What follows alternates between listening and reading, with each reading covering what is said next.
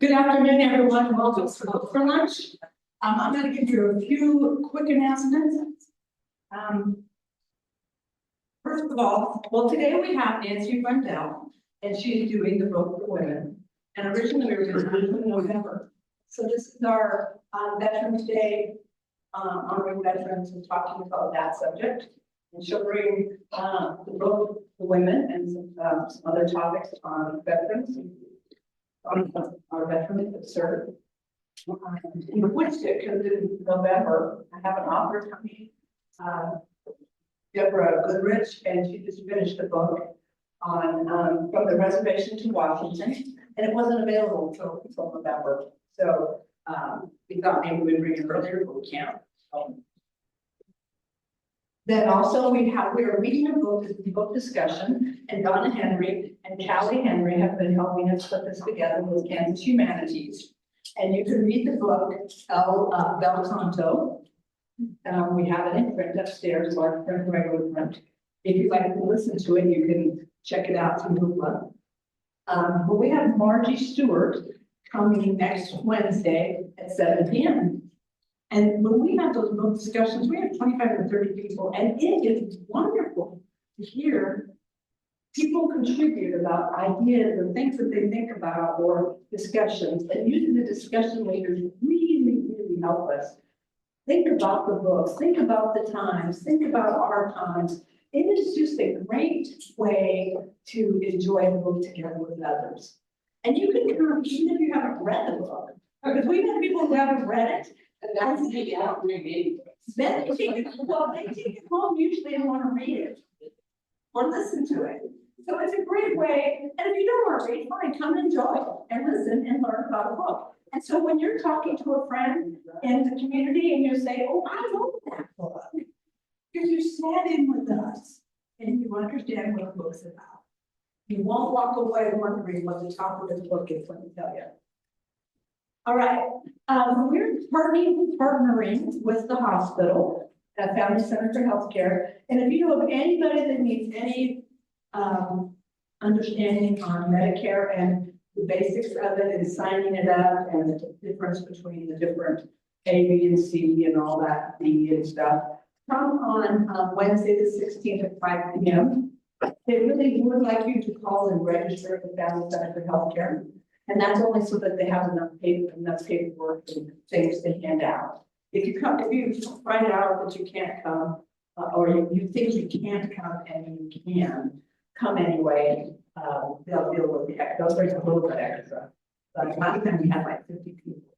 And so if we get 50, we're gonna have it downstairs. So we get 50 to 75 people down there. They will want to have paperwork to help you. And we'll have tables set up so you have a place to make notes. And then remember that we have our ESL class for anyone who's learning English. It can be Spanish, it can be any language they're learning. If they're learning one who learns English, Vi is our Mrs. Vi. There she is, Vi, raise your hand. You know Vi, she's our ESL teacher, and she's talking about this bookkeeping, and she does other things. She's written a couple of books. We have her book, but she is a great encourager of people to learn English. Okay, so October 21st, in about 2 weeks, 2 or 3 weeks, we start construction on the southeast corner of the building. You know where the handicap parking is?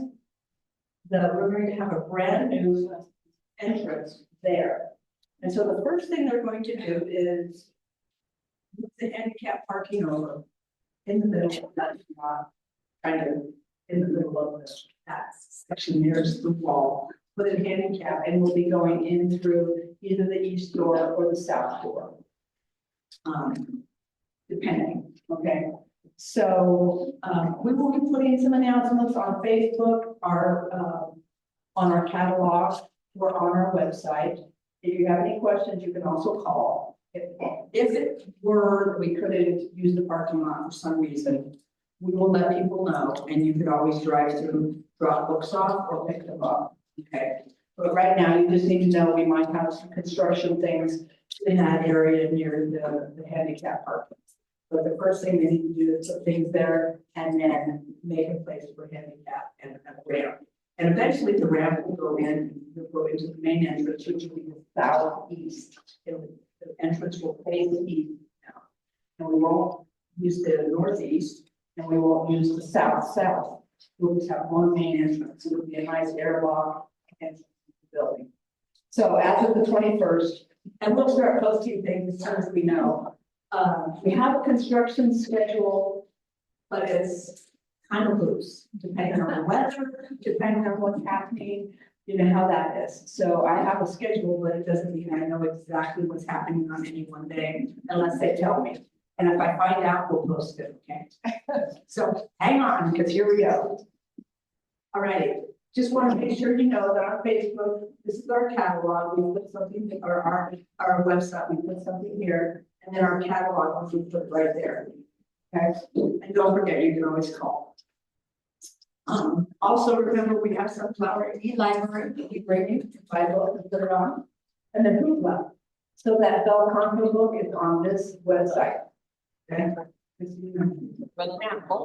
Having said that, let me start over and let me invite Nancy Rundel. As you know, many of you know, she's a retired teacher from the Colby. Well, she's semi-retired. She retired and then retired this year. So we snatched her though before she went back to school to work. So she wants to continue working. And I was so excited. I was hopeful that she would be able to read books and do book reviews or write an article or two. And she helps in the evenings. So you'll see her in the evenings from say 3 to 8 on Tuesday nights. And then she works on Saturdays. So you could always come in and see her then if you haven't seen her or you want to advise them a good book to read. So I'm going to disconnect my computer and I'm going to let her get started.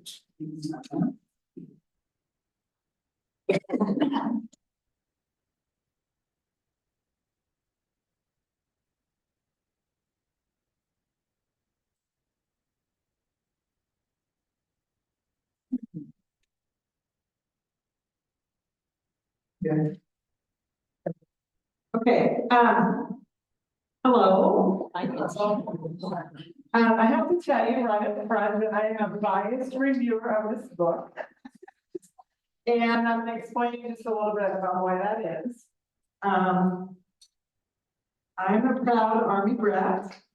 My dad was career Army, and he was in Vietnam 2 tours. And the one regret I have that my mom threw away was she had recorded letters to us because we were small children. And at some point when she was going through stuff and, you know, you go through closets, she decided to throw them out. Oh. And when I came home from college thinking, oh, I can fix those or something, I'm ready for a class, they weren't there. I'm like, Mom, that was my book. So anyway, it's all right. So, but we still have those memories. So this is my dad, Rex Winter, and that's only part of my bias. Here's the rest of it.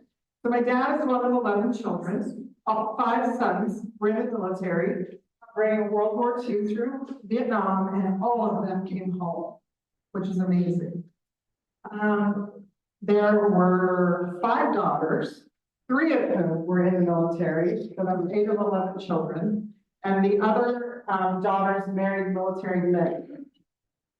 And to be fair, the military was that family's way to move up in social class because they all got educations through the military. And that just, you know, obviously changes the trajectory of a family that struggled, especially during the Depression. Hey, the second generation, you can see a whole line there. My cousins who were in the military, although I didn't have any female cousins, which was interesting. But here's the 3rd generation and the 4th generation. So this is my bias. I'm kind of a military Army girl. Okay, so this is my dad. Uh-oh. This is a white wall with Dell on it. So pick up the book. Okay. But we missed the other pictures. Okay, let me go back. Yeah, I can't. Do you see this one? Yeah. Okay, so that's the second generation and third and fourth generation. Yeah, so I'm fucking by it. So this is a long time ago, but this is my dad, my brother Roger, and his son Jared. And Roger retired as a lieutenant colonel from the Army and then taught at the Command and Staff College. And Jared is currently a major, does basically military intelligence and is stationed in El Paso currently. Did spend part of the Trump years in the Situation Room at the White House, which is not something he could talk to us about. But it would be fascinating, I think, to hear. Okay, so there's my bias. So let's talk about the book. Okay, one thing when I looked at the cover of the White House,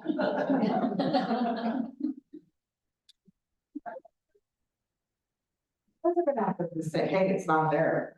I'm not gonna use the PowerPoint for the whole thing, but.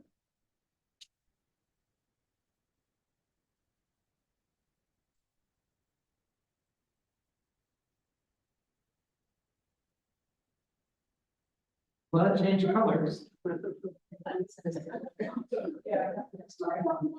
Okay, one thing that, as I started to do this, you know, I'm also a love Broadway person. And as I was looking at the cover, because I didn't actually own the book, I bought it so that I would have a hard copy of it for the book talk and to review it again, because I read it like in May. To me, there were similarities in the artwork of Miss Saigon and the cover for this book. The stories aren't really similar, although some of the themes in them are the sense of loss, Vietnam impacting your life, that kind of thing. Okay, so some of the things I'm going to talk about today. Oh, how many of you have read the book? I don't want to give up. Oh, okay, but not all. Okay, I'll try not to give the whole thing away. Okay, so we meet Frances McGrath, who is the main character in this book. And she, I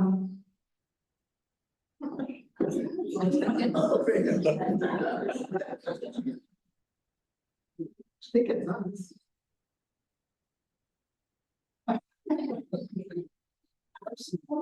Does somebody have a cricket for a phone ring? I think it's nice. Because this one.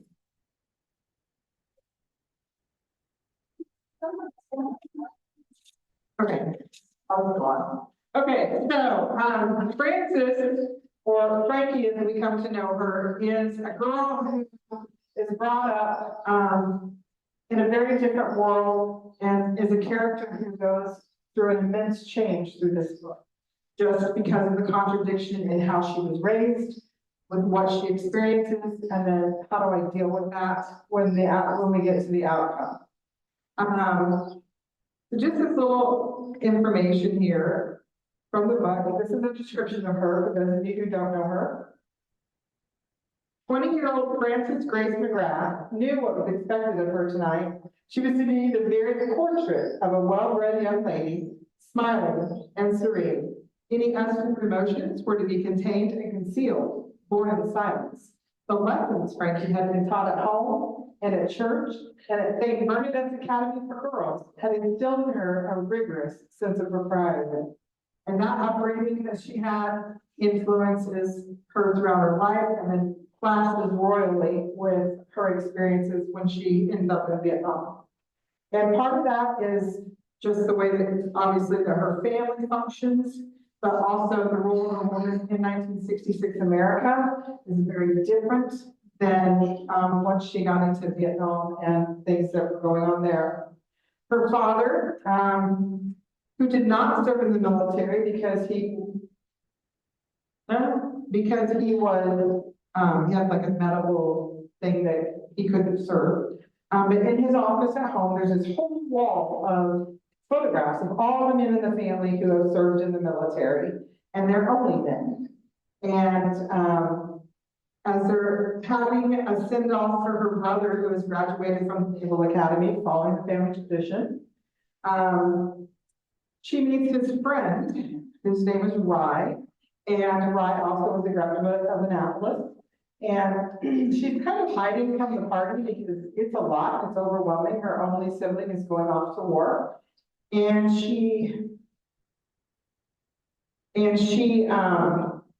she's in the office kind of hiding, and she's looking at that wall, and Ryan comes in there, and she's looking at it, and he's like, wow, that's a lot of military, she's like, well, my dad calls that the heroes.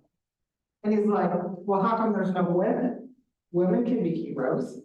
And she's like, no one's ever said that to me before. That thought never occurred to her.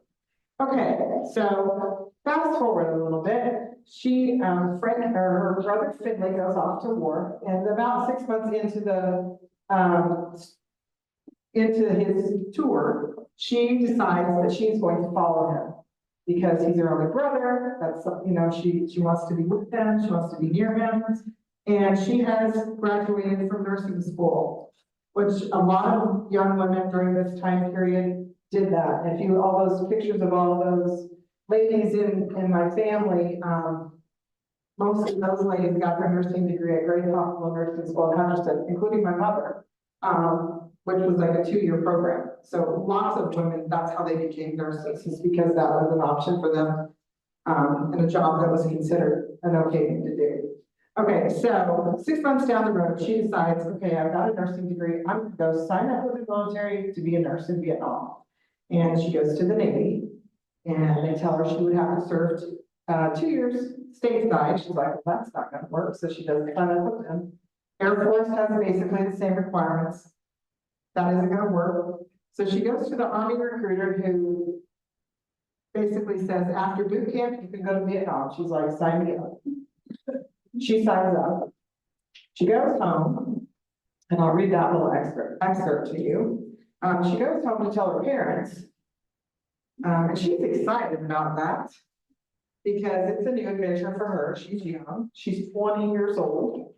So, okay, so at Frankie's entrance, Dad closed the newspaper and smiled at her. Hey, Amina, I have news, Frankie said, practically bursting with excitement.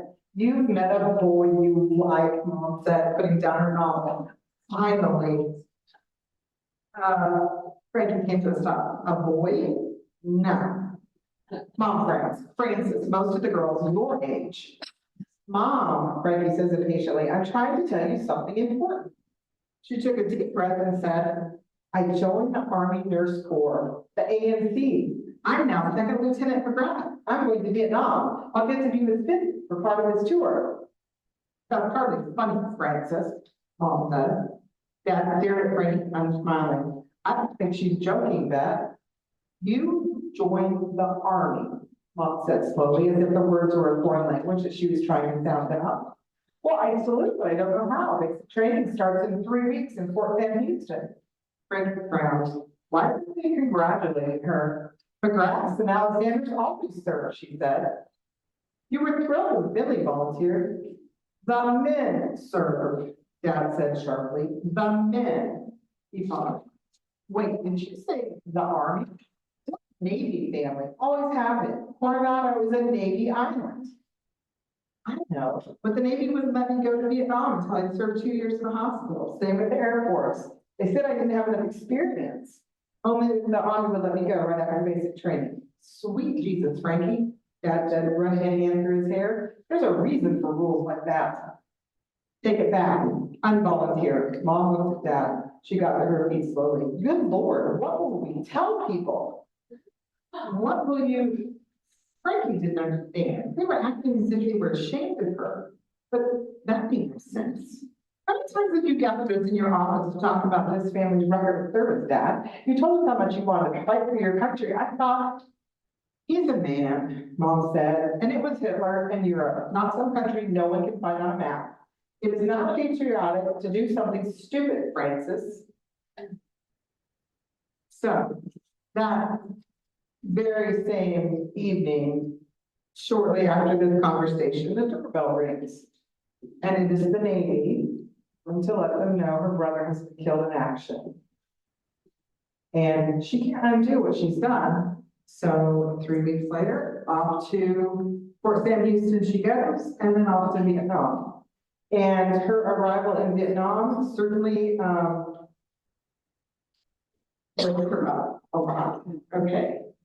So this is the first place that she was stationed, and I just, Googled everything, trying to find, there's not a lot, really. And I don't know if that's because it's just not up there. I also didn't try the National Archives, which I probably should have. But this is the layout of the 36th evac hospital, which is the first place she was stationed.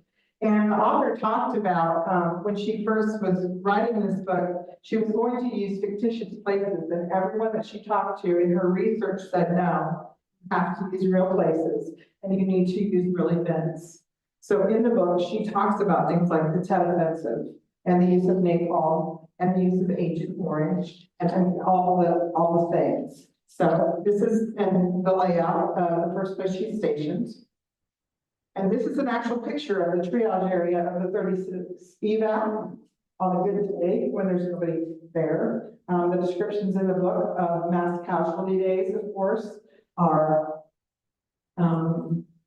if you've not heard about or read about it, they're eye-opening, would be a good word.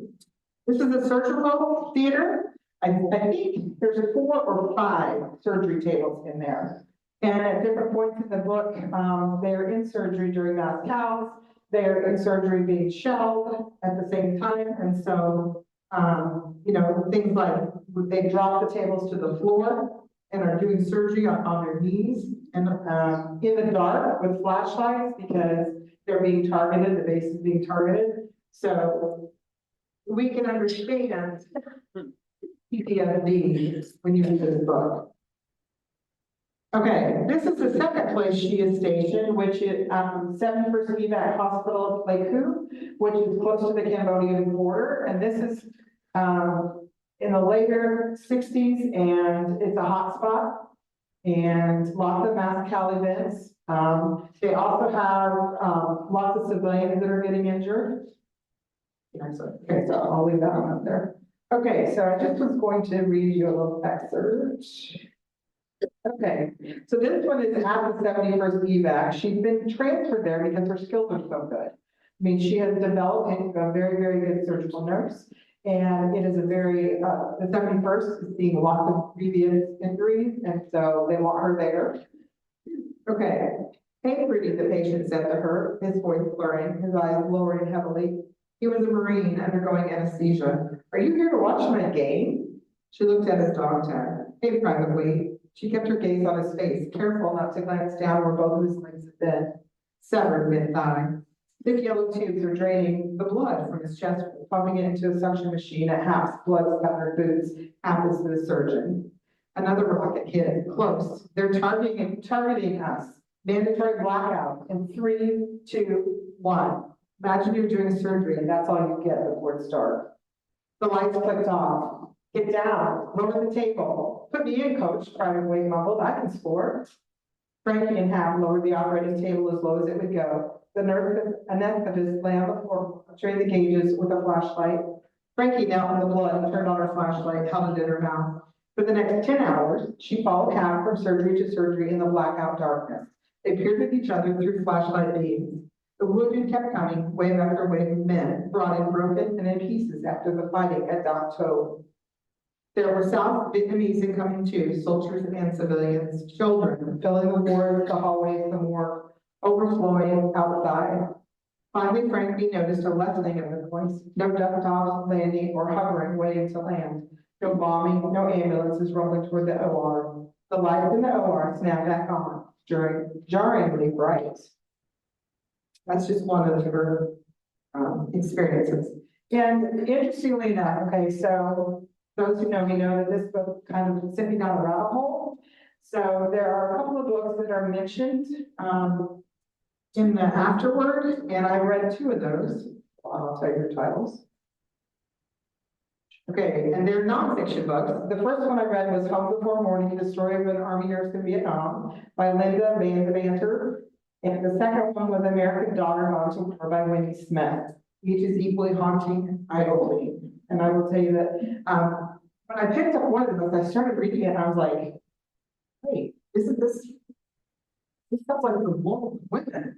And so I kind of had to compare it. It's obvious who she talked to when she wrote this book, because some of their stories definitely come through. Okay, there's also a conversation in here about napalm and the use of napalm and the civilian casualties of napalm as well as soldiers. If you don't know what that, it's like a gelatinous fuel, and it just keeps burning. But Vietnam was not the first place that we used it. We started using it, it was developed during World War II, and we used it in Korea, and we used it in Vietnam.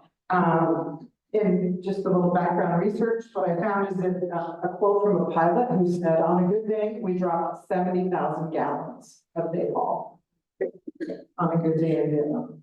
That's a lot. So, yeah, so burns, lots of burns. There's a famous photo, which I did not put in my slideshow, the little girl that's running naked down the road, her arms outstretched. And she survived, but the reason she's naked is she had taken off all her clothes because of the napalm. And she was burned. So, but she did survive. Okay,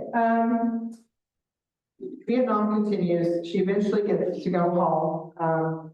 And there's lots of, her best friends there are the two nurses that she rooms with. Ethel goes home first, continues to write to the other two, Barb and Frankie. And then Frankie re-ups. It's almost time for her to go home. And she re-ups for another tour, which doesn't make her mom very happy. But she feels like she has a purpose and she has to help these people. And the new nurses coming in are so inexperienced, just like she was. And somebody has to stay and somebody has to help. So she stayed another year, so that's 2 years. Her friend Barb, led through the head, and Barb was already reading previously, and she's like, I can't do it, I gotta go. So she goes home, so then Frankie is by herself. She does run into Rye again, and that becomes problematic for her throughout the rest of the book. And let's just say he's not the highest of moral character. And he basically lies to her about his marital status. And she is naive enough to believe him. And that kind of sends her down a path that's not great. She then thinks that, so she goes back home eventually, Rye is to come home in a month or so. She decides, they're together, she decides that they're gonna do a party. So she goes to meet his dad and finds out from his dad that he has been killed in action. But then she finds out later, she's watching the news when the war is over and POWs are coming home, and she sees him getting off of one of the aircraft. So he's not dead. There's more to that story. Don't want to ruin the book. Okay, so in the end, her mom isn't a great help. Her mom introduces her to these little pills that help her. And these little pills are addictive. Basically, it's like Valium. And then there's another little pill that one gets you going, one slows you down. She's drinking and she's having flashbacks and, hitting the floor at the country club when loud noise goes off and everyone's looking at her. She discovers her parents have told everyone that she was studying abroad in Florence. And she's like, what? Excuse me? And her mother keeps cautioning her that she shouldn't tell people where she's been. Because at that point, early 70s, Vietnam was not popular. And her treatment when she got home was not good either from society. So anyway, so long story short, she does end up in treatment. And the rest of the story I don't want to tell you because it will ruin it. But if you were to look for themes in this book, I would definitely say there are lots of different ones. You could talk about love in the aspect that she is not sure that she is lovable. She is not sure that she knows what love is. She is not sure that she ever wants to have love in her life again after the losses that she has suffered. And through an in-house drug treatment program and a good therapist, she kind of gets put back on the right path, but there's still a lot more to the story. Okay, So, another thing might be how you deal with your expectations of your family versus what you want to do with your life. Because there's lots of conflict there. Her and her dad are like this almost the whole way through the book. Because he is not happy that she went to Vietnam, he's not proud of her. And she needs him to say that he's proud of her. And he's just not saying it. So, okay, it's a great book. I have no idea what it's saying. Okay, so I'm just gonna wrap up with the last little bit. I think it's important, like I said, I went down the rabbit hole when I read this book and after I read the two other books. So I think it's important to understand, and another thing is that, I grew up with an Army dad. I was in, all of our medical care was through the military. Never occurred to me that there were Army nurses in Vietnam. Just didn't think about it, I guess. There were Army nurses in Korea. We had nurses in World War II. It just isn't something that was talked about a lot. Okay, so the first Army nurses arrived in Vietnam in 1956. Their job was to train Vietnamese nurses in new nursing techniques. By 68, there were 900 nurses in 24 hospitals in Vietnam. And approximately 10,000 women overall served in Vietnam. 80 to 85% of those are nurses. There are no solid numbers about the number of women who served in Vietnam. And I'll tell you why in just a second. Okay, so this is about recruitment. So basically what they did was they told these ladies, and this ad was a product, during the day, you'll work in this nice clean hospital with this handsome doctor. At night, you can go on dates. I mean, that was their recruiting tool for these young women, making it really like, ooh, it's gonna be so nice.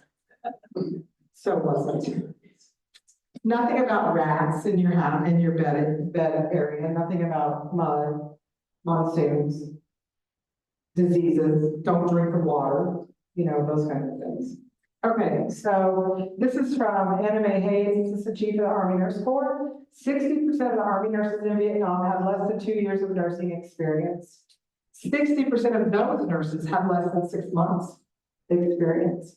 So it really was, you can understand why the nurses suffered from trauma because they were just so unprepared. The majority of nurses stationed in Vietnam volunteered for service. Air Force and Navy nurses, a lot of them, Air Force nurses were transporting patients, like on flights. Navy nurses in Japan, in larger cities and real hospitals where they're not like in, the Army nurses were the Corps who was out in the evac hospitals. Okay, so in the book, she tries to get help from the VA, and she is told by more than one person, there were no women in Vietnam. It's like, well, I was there. So in 1982, a University of Maryland student, Judy Ann Schnenger, was researching a thesis, which was women Vietnam veterans and their health adjustment. That's what her research was going to be about. And so she was trying to establish how many nurses. The Veterans Administration, now the Department of Veterans Affairs, did not keep a listing of the women who served in Vietnam. The Bureau of Labor Statistics, Office of Personnel Management, did not keep a listing of the women who served in Vietnam. The 1979 census did not list the women who served in Vietnam. A partial list was finally generated by the Vietnam Veterans Administration. Former nurses voluntarily contacted them, and there were only 97 women on that list. So her research was difficult because she couldn't get any answers. And yeah, so the effects of war. Originally, the women were not included in studies about Agent Orange or anything else, or PTSD. They just weren't included. But then, and since, like there's a women's memorial now, there hasn't been some research. So 2014 study of women Vietnam vets showed that 78.8% were positive for lifetime PTSD. The nurses who served in Vietnam had 2 times the risk of pancreatic cancer and 5 times the risk of brain cancer. Military nurses who served during the same period but not in Vietnam. Most of that is attributed to Agent Orange, also known as dioxin. And even though it was known to cause miscarriage and birth defects, again, they were left out of the studies. How much Agent Orange was sprayed? Okay, so if you don't know, it's a defoliant, and they used it to clear out heavy foliage for safety reasons, security reasons, and people can hide if there's no foliage, right? So from 1962 to 1971, the Air Force sprayed nearly 19 million gallons of herbicide in Vietnam. And of that, 11 million gallons was Agent Orange. It's a lot. And that's sort of bring it to the head. So questions? Isn't Juanita Campbell Gates a graduate of this stuff? I think. I wonder which branch she is. I don't know. She was, Maybe, but she went to Vietnam. yes, I think so. Yes, yes. She did. So was she a nurse? I mean, I don't know. Yes, So I read in a book or in a excerpt somewhere online that there was a nurse at this time being a major. There was one, 7 nurses were killed in Vietnam.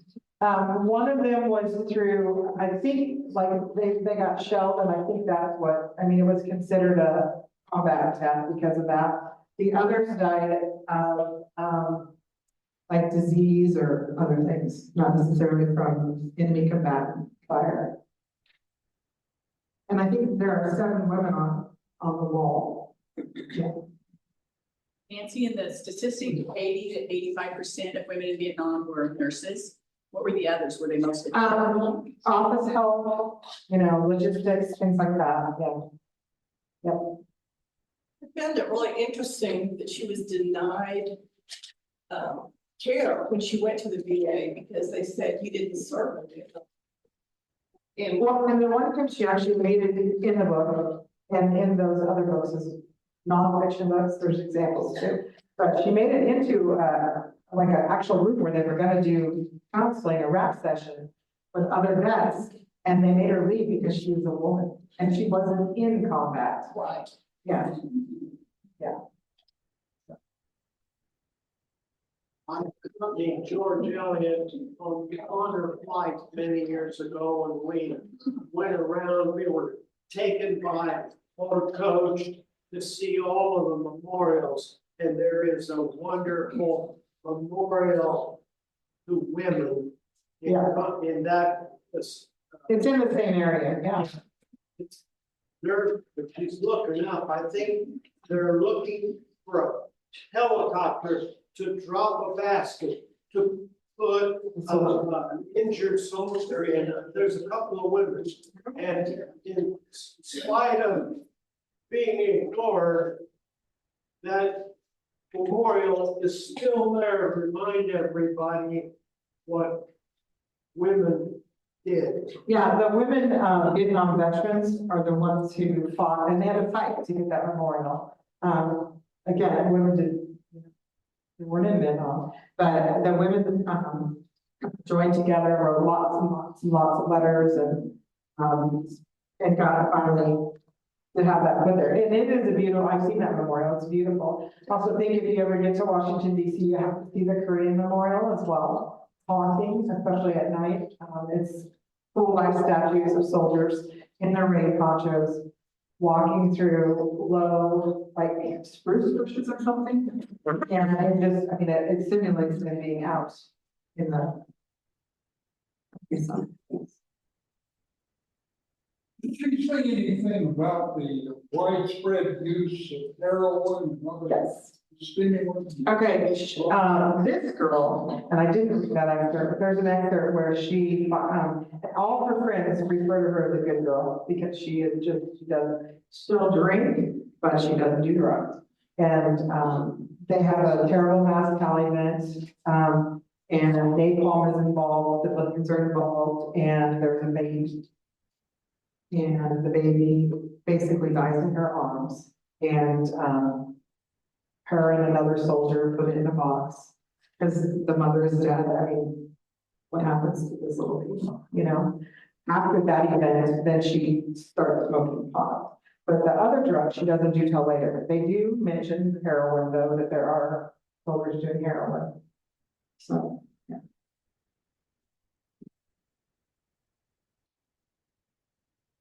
Is there one thing in the book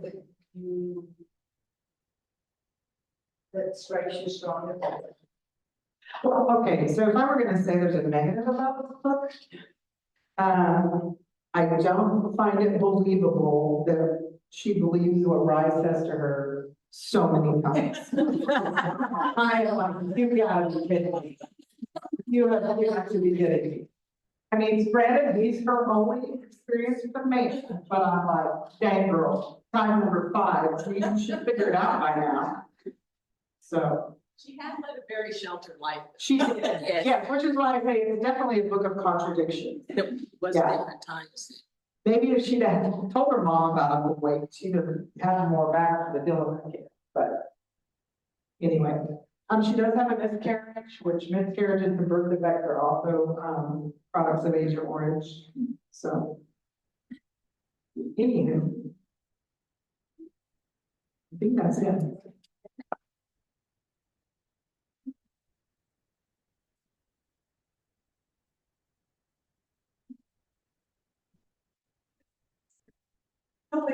This is mine, it's from the school. Unless you took it. She's took it. So that's how we know. All right. Melanie Marla would like a photo.